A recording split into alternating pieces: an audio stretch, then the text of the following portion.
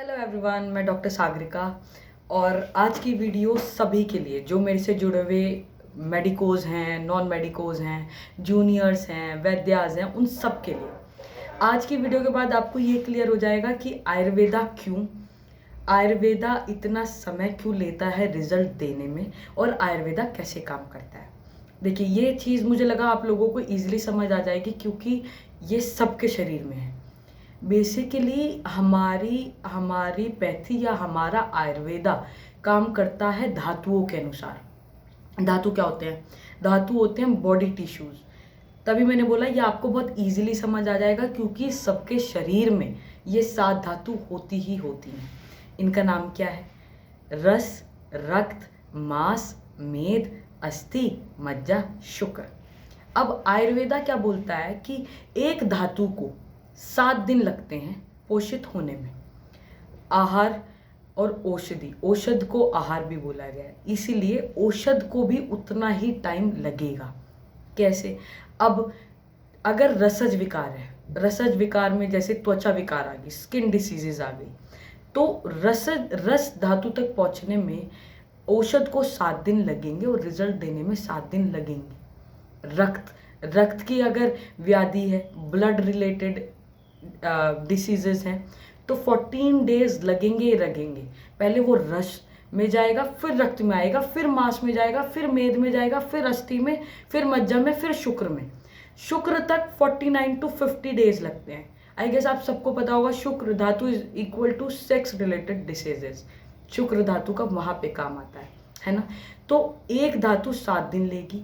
अगर आपको ये पता लग जाएगा कि आपका विकार जो है वो कौन सी धातु का है, तो आप खुद ही समझ जाएंगे कि इस धातु तक इतने दिन लगेंगे।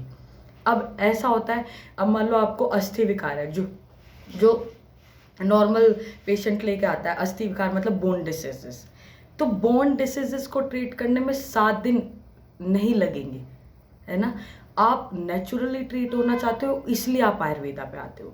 आयुर्वेदा में आने से पहले पेशेंस लेके आओ, क्योंकि आयुर्वेदा नेचुरल तरीके से आपको ट्रीट करता है। तो नेचुरल चीज़ें टाइम लेती हैं।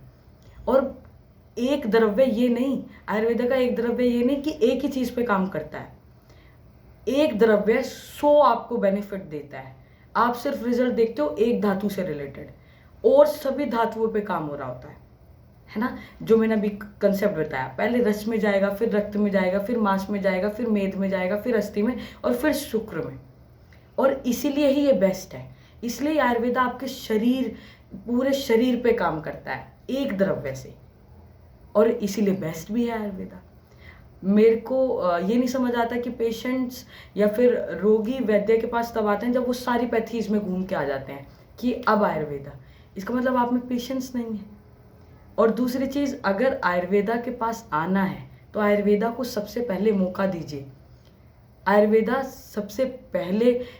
के पास आओगे तो आयुर्वेदा आपको सारी उम्र बचा के भी रखेगा, नुकसान नहीं देगा आपको, है ना। यही समझना है। आई होप कि मैं अपनी चीज़ अच्छे से समझा पाई हूँ सभी जनरल लोगों को। तो आप किसी भी डॉक्टर से ये पूछने से पहले अब आप खुद ही ये कंसेप्ट लगा लेंगे, अच्छा इस धातु का विकार है, इतना टाइम लगेगा। बाकी अपनी प्रैक्टिस करते रहिए, खुश रहिए। आयुर्वेदा सबसे पहले। Thank you. Have a nice day.